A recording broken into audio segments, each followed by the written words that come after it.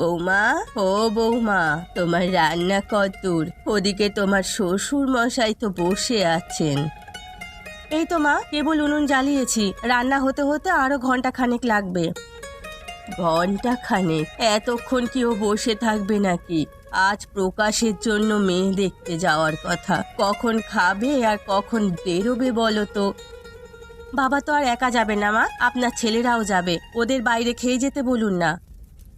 ঘরে বউ থাকতে বাইরে খাবে কেন? সবই আমার কপালের দোষ।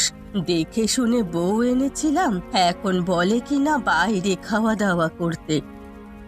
দেখে শুনে এনেছেন বলেই খাটিয়ে মারতে পারছেন। আর একটি বউ তো আসবে বাড়িতে, দেখবো তাকে কত খাটাতে পারেন।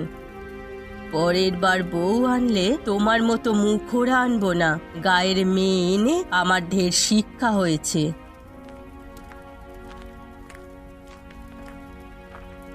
গিন্নি, আরে ও গিন্নি, আমি বেরোচ্ছি।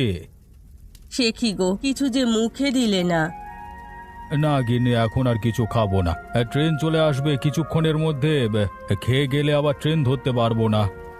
তাহলে একবারে মেয়ের বাড়িতে গিয়েই খেও, কত মজার মজার খাবার রান্না করবে।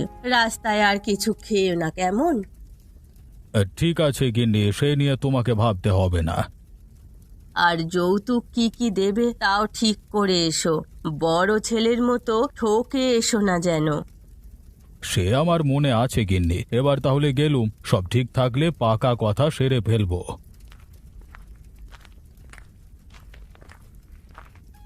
সে কি, তুমি বসে রইলে কেন? উনুন তো জ্বলছে, এবার হাঁড়িটা চড়াও। ওরা খাবে না বলে কি আমাকেও না খাইয়ে রাখবে নাকি? আমি রান্না শুরু করছি মা, আপনি ঘরে গিয়ে বসুন, ঠিক সময় খাবার পেয়ে যাবেন।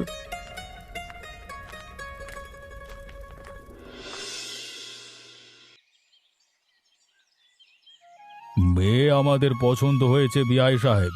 এই মেয়েকে আমার ঘরের বউ করে নিয়ে যেতে চাই। বেশ বেশ, তাহলে পাকা কথাটা সেরে ফেলা উচিত। তোমার কি চাওয়া পাওয়া আছে বাবা জীবন? হ্যাঁ, বাবার পছন্দ হলে আমি বিয়ে করব, এতে পাকা কথার কি আছে? পাকা কথা বলতে কি দেনা পাওনা হবে সেই বিষয়টা। মেয়েকে শুধু তো একা নিয়ে যেতে পারবো না।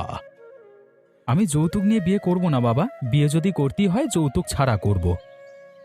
কি বলছো বাবা জীবন? যৌতুক দিয়ে বিয়ে দেওয়াই তো দেশের নিয়ম। তুমি এর অন্যতায় করবে কেন? টাকা পয়সা নিয়ে চিন্তা করো না।